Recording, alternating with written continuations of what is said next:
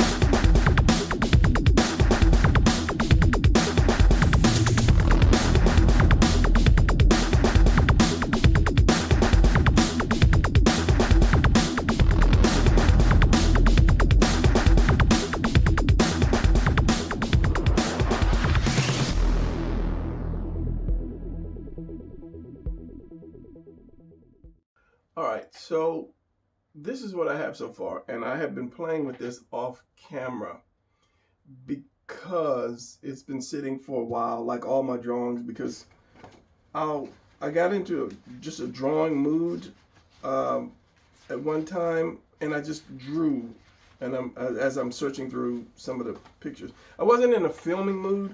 I was just in a drawing mood, so I just drew one picture after the next, just the drawing part. And I said I'd come back later, and then just refinish filming, the pictures. So yeah, so this has been sitting for a while, and then I didn't decide, I just got it, and it was just time to finish this one. So I was looking at it, and I was playing with the legs, and I said I did another leg, And I said, you know, I kind of like that one because he's kind of stepping up to you with this one. But at the same time, I like that one because that's like an out, you know, it's like an out step, shall we say.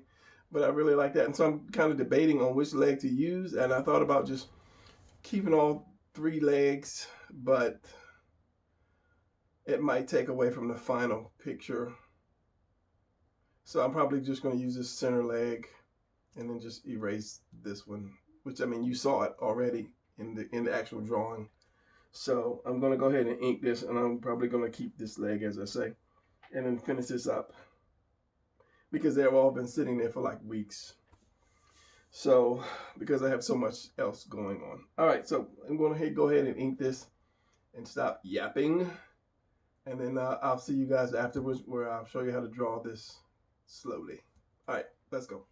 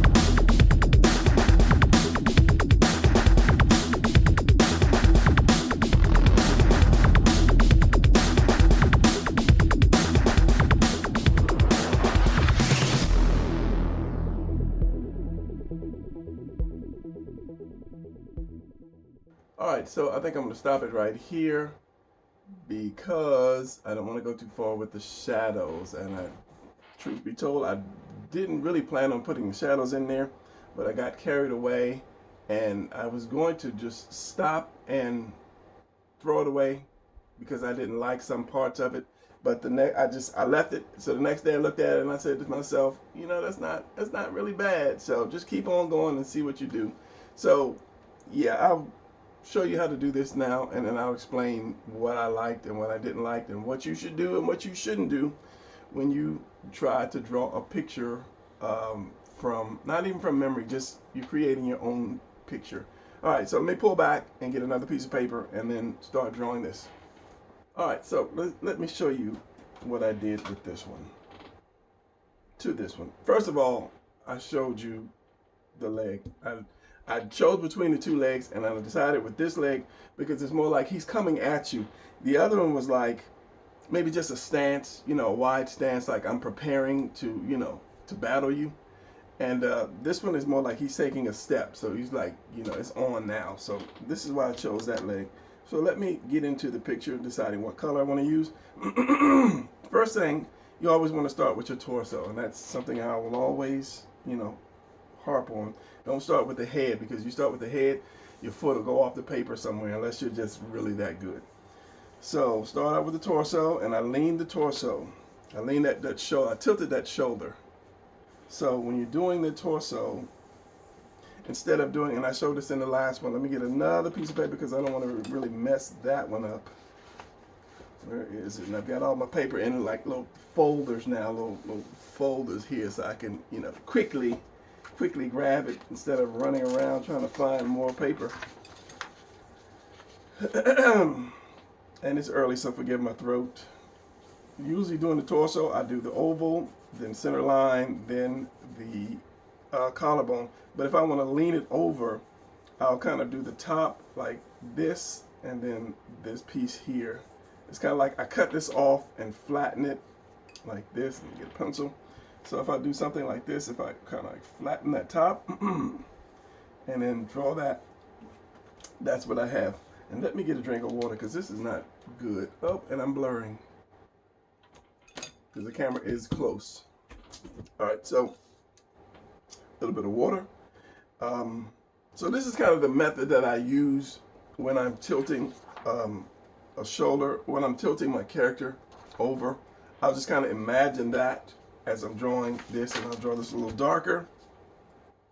So I'm drawing that, making sure I have that tilt that I want for the shoulder. So this is going to be the top of the shoulder. This is going to be not necessarily the collarbone, but you can kind of figure it's down here somewhere. And then this is the rest of the body that is showing. Like that. And then the rest is kind of simple. So he is going this way, and he's turning that way. So I'll do that house. And I think it's more like right about there. Upside down house. Like that. Then I'll put the head just to, if I'm drawing straight up and down, I'll put the head last because it's not going anywhere. But if I'm drawing something leaning, somebody leaning over, I want to kind of get that head in there just to see how big that head needs to be before I start drawing shoulders and arms. So I'll just kind of do that until I get the right size. And then that right size will determine how wide my shoulders are going to be. So that's kind of like the only time that I don't put the head in very last. Sorry, hiccups from the cold water. So, okay, now we have that, and then we have this leg. This one leg is going back. It's more like going back, not leaning too much, going back. And then kind of foreshortening where my two things, my two examples here. Okay. You've got the one going back. It's hard under the camera. And the one, if it was straight, top of the leg, bottom of the leg. If it was straight, it was like that. So if it's going back, you're going to see this one's going to be more shortened. And then actually this is kind of, this back part is going to go up behind here like that. So you have to kind of be able to see that in your head to draw it. So what I do is, my pencil go, I'll draw this kind of like going back, you know, just thicker and thinner here, or narrower, and then I'll draw that calf going through there like that, and then the leg coming down, and it kind of gives it that going back effect. And if it's hard, just draw the cylinders, draw your cylinders all the way, and then chop out the parts that you don't need. And then that foot here, and then this one is coming forward. So of course, if you have your leg straight up and down like this, then you bend it forward. Take this pencil. If you bend your knee, this comes up and this goes down. It's going to be more cylinder-like, and so it depends on how much of your thigh, front, side, you know, you want to show when you bend that leg forward like that. That makes sense. I would pull out one of my little mannequin dummies, but I'm too lazy to get up right now. So that's basically going to turn into that oval or circle, almost circle. And then where you're going to put the knee. So in this case, I put the knee right down here at the bottom. So you're going to see all this and that. Now I could have done this circle. I'll do a couple examples here. I could put the knee right here in the center, and then do the what is this? The calf and the other part of the leg, and that would be the thigh. I could put the knee right over here, and then here's my calf, and the rest of the foot going this way. This foot is going to come straight out like this, almost in like a sitting position. And I can put the foot, the leg, you know, the knee right here, you know. So it depends on where you put that knee, right here, right there, determines how much of all this, the thigh, you're going to see. So, like that. So of course the other leg is going to be like this, depending on if it's sitting down, if you're sitting down or however. And if it's not straight forward, then it becomes more an oval like. So just off the top of my head, something like this, it's going to be more of an oval, and then the knee, and then you can have that going back, and then there's your upside down house, and this one is going to be like straight. Is it knee? So it depends on where you place that knee at and on the end of that oval or circle.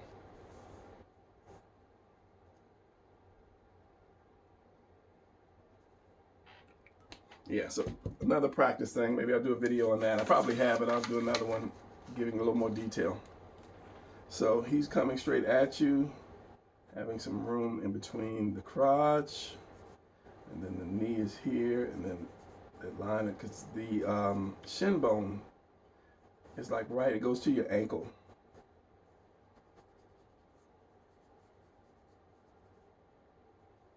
Come on, Brian, draw. And I brought this down because that knee is up. It's not on the very bottom. It's up a little bit into that oval. And since these are not going to be on the same line, this one's going to be in front of that back leg. All right, so we twist it, and if you need to twist it more, just angle them a little bit more, and that's going to determine where this back delt, is that the delt? This early is going to determine how much the person is twisted. So if I could put it right here, he's not twisted that much. Here's my eraser. Twisted or leaning, not twisted. Well, you got to twist anyway to the body, but just lean. I can put it right here, and you can see how much he's leaning, even more. He's leaning, and twist it, tweening, or I can put it way behind his neck, behind his head. So if his head is right here, and I put that other delt right there, you can see that this guy is twisted leaning, tweening. Let's start that new word. He's tweening a whole lot. So remember that the two delts are connected by the collarbone. Just think of a weight. How does that thing go? It goes like that, the little justice scale thing. So yeah, it's like that, but your delts are connected by this line here. So no matter how much you lean, you have to connect those things. So that collarbone is, well, actually it's in the middle. It's in the really center of it. So it's going to have to come around and then up like that. And wherever that collarbone is, that's going to be the center of that delt. So since you're not leaning that much, we'll put it back to where I had it. And doing that is a great way to do like flying positions, which I'll show you in a second. So this is coming down, and this is going to be, and it's not going to be off the body. It's the more you turn, it's going to be in front of the body. So here it is right here, and because your delt goes to the back. Like that. So remember those delts, you have that collarbone in the center is your delt right here. It's just an easy way to do it. The line right there goes into the center of that circle, which are your delts. So no matter how much you twist that collarbone or you're doing that lean, it's going to go in the center. And the more you turn it, the more you turn the body, the more this is going to go in front of the body, and the more this is going to go in the back of the body. Hopefully you can understand that scribble. So what was I going to say? Just one more piece of paper. One more piece of paper. Like if you're doing somebody, let's just say flying, for instance. Just do a quick one and just a quick flying kind of position. And you throw those delts like way back behind him, like that. And that collarbone comes here and here. You can have those arms go back. And that gives you a little more action to your drawing. Your lean, you tilt. And then your delts. And you make sure, and the bottom of your delts go right into the chest. So you would have something like this. Here's your delts. And that's going to connect right into the center of your chest. Like that. And of course, your shoulder blade is going to go right there. And then you're going to have your, I'm doing a whole new drawing, your traps, which are these muscles right here. And when we're young, we just call the whole thing shoulders. It's just part of your shoulders. Like that. And then you have your arms going back. So that helps with action if you're doing a lean.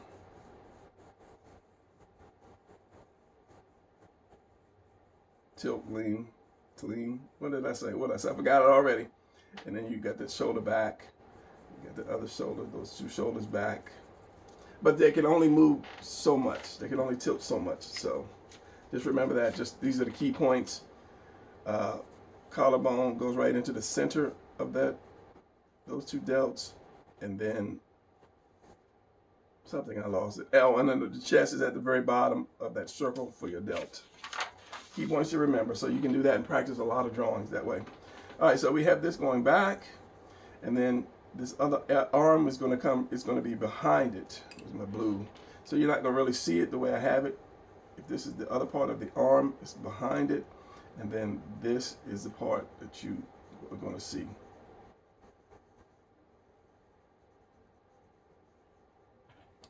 And this one is going to be more foreshortened.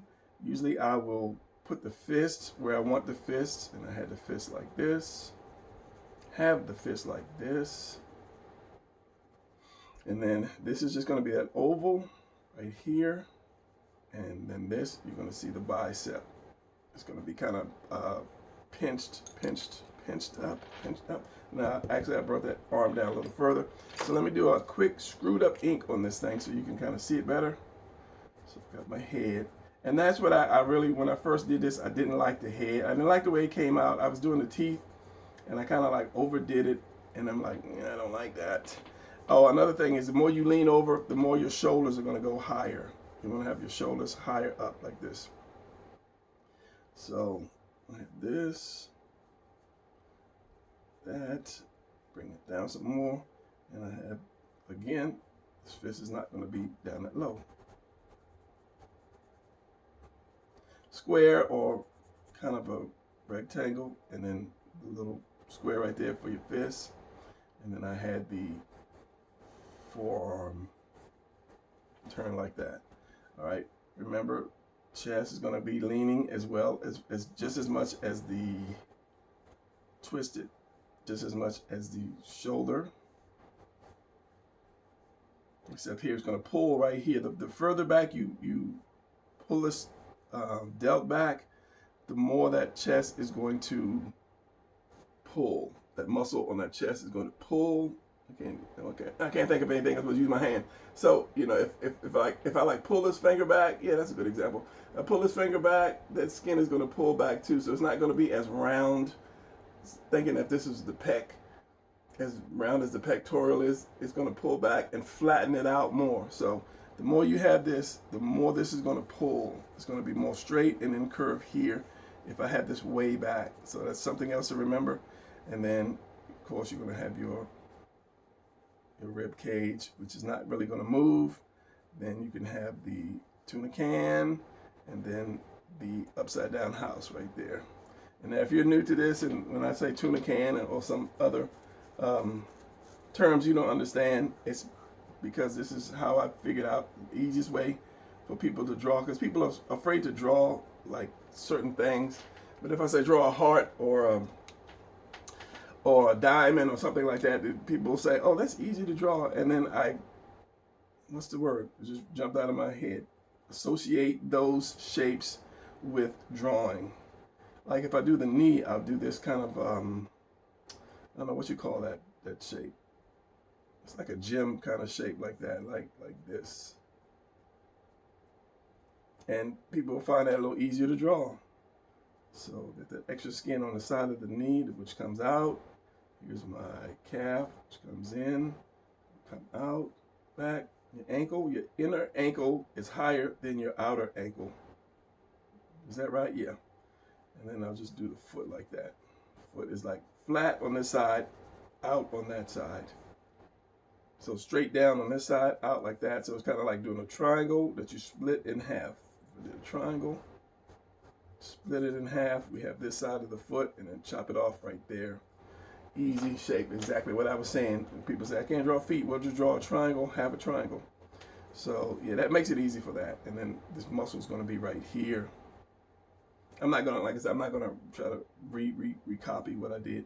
Give it a little bit more room for the crotch to fit in. It's just going to come down and back here. And I have that knee where it's turned and bent in. So that's going to go like down and back. And then I have brought that calf up higher, back here, and a little shorter. And then the foot coming down. I could actually have it bent, like, but I don't think I have it bent on this thing, like bent at the ankle. And of course you have that main muscle, which is, I'm going to figure that one out, because it's basically kind of the only one I really draw the most. And then a little curve here and here. And what I was trying to do, when I did this, I just started throwing shadow in without thinking on my light direction. I knew that because he was leaning over, I wanted to put this in shadow, kind of all shadow. But then I stopped. I didn't like it, one, because of the face. But then I looked at it, like I said, later, and I was like, you know, it's not bad. Just keep on going. Don't throw a wasted picture away. I didn't really have time to redraw it because I'm already late. So I said, okay, the light's coming from this direction. Everything on the opposite side is going to be shadowed, except for maybe this, because it's down under. It's over top of it, so the shadow is going to be directly down here. And because this is bent back, I just shadowed this whole thing, and I'm losing my voice again. So another drink of water. All right, so I guess drinking ice water first thing in the morning is probably not the best idea, but I can't drink warm unless I'm drinking tea. I don't drink coffee. So, and I won't drink like hot tea. It's just got to be room temperature tea. Or the boiling tea, that kind of tea. I'm thinking apple juice. So yeah, square. Separate the palm. This part right here, center line. You can separate both of them. This is how I draw. Then I put the thumb here, and then this piece right here, like this opposite hand. So you have a little ball here, a little ball here, piece up, down, up, and across, and it's going to cut into the fingers. Oval, oval, oval, and oval, and they will come in. This baby finger comes in. It's not straight down. Let me take this off. It's like this finger comes straight in. This one kind of comes over. This one comes over, and this one comes over even more. So it kind of makes that circle. So when you're drawing, if you want to really draw hands, just remember this finger is, see how much this finger is coming in? This finger is pointing in that direction, and this one is the only one that kind of comes straight down, and then this one comes in. So just think about that, and then you just draw those ovals coming in, and then just put a thumb right on top of that, and then you have a fist. Now that depends on how much you angle the fist. That's a whole different story. I think I'm working on a drawing book, and I think I'm going to have just a section for hands. So this is just a quick rough to get you guys started. And of course the face, I had the face leaning down. I had them leaning down where you would see more head. So you, instead of putting the eye in the center, put the eye down below just a little bit more. The nose is going to go down a little bit more, and the mouth is going to go down. I could have given him more chin, but I didn't. So it's like this, this, this. So then you have that, and then this here, and then wherever the hairline is going to be at. In those lines, you should always be able to have a straight face. So I guess that's going to be it. Oh, like as I said, the shadow. Let me just throw some shadow, just willy-nilly. So if my light source is coming here, when you do shadow, when you think about the body is round. All of this stuff is round. This is round. This is these lines. This is round. You know, same thing with this. This is round. So basically, it's round. So if you think about a circle or anything that's, yeah, circle, and you have your light source coming here, your shadow is going to be back here. You know, if you have another one, your light is here, your shadow is going to be back there. Unless there's another light there, and then that's that's not a cast shadow. I think a cast shadow is if this was a floor here, the light is reflecting off the floor, and then you would have a little bit of light coming from this floor or whatever. That this light is not only hitting this, it's hitting this floor, and it's bouncing up some light from that. And I try to do something like with this little bit of, is it cast, not cast shadow. There's a bunch of different terms for shadowing. So yeah, just you're thinking about the body as in terms of a circle. Every piece is round. So if I have my light coming this way on this guy, you know, so this, I'm going to have a shadow here because this is round. Maybe here because this is round. And I guess I should do that on this thing, which would make it better. So I said pretty much I had the shadow, the light coming from here at that point. Am I still recording? Good, good, good. I'll try to speed this up. So my light would have been coming here because I just started throwing shadow in without even thinking. So I would be thinking about it being round like this. It's going to be shadow here. It could be shadow like, how do you have this? So this piece is round too, and this is a dip right here. So you can have shadow here, shadow here. Yeah, so your shadow could be back here, but this, because this is leaning forward and probably the head and part of the shoulders covering that, you could have shadow here. And that's a good practice to do, is just draw some quick figures and then get you some light direction. I had put a little bit of shadow under the chin, and it all depends on how much light is coming from it as well. And because this arm is sticking out away from the body, I didn't shadow it, but I did some muscles underneath the bottom. And you have your bicep, which is around, so it's going to be more shadow there. It's going to be a lot of shadow there because the bicep arm is your bicep, is your tricep, however that is. So your bicep is round, of course, and this goes in like that, and then it comes back out. So you're going to have shadow at the bottom. All this should really be shadowed. You have light here, and you have shadow at the bottom of that arm, and then it's your delt, and then your lat, and then your forearm. So you just have to think of the body in terms of, like I said, being a circle. So all this should have been shadowed here, depending on how much shadow how much light, how hard the light is. It's kind of hard when you do the abs, because I could have shadowed this whole thing here. Made it easy. It's kind of like cheating. I shadowed all of his this part, and I left some light right here. This could have been all shadow, but as I said, I was just throwing because I wanted to do, you know, some some feathering, which was my mistake. Could do some here coming up into that leg because this goes around, kind of dips and then comes out like that. So all of this would be in shadow because it is a sinkhole, shall we say. I put this in completely black because it's turned down.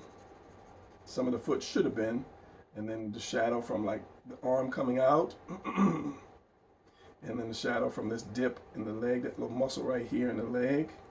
And once you do these two, this comes over, in and out like that. So there should be more shadow in this little valley. And then at the bottom of this little curve here, and I left the knee, well, unshadowed. So now this is where these professionals come in. These guys can start adding, you know, let's do this. The feathering and the cross hatching and so forth. And my whole thing was just drawing. You know, I never wanted to be an inker. I figured, you know, once I got to the point where I can afford inkers, you know, I would have inkers ink all my stuff.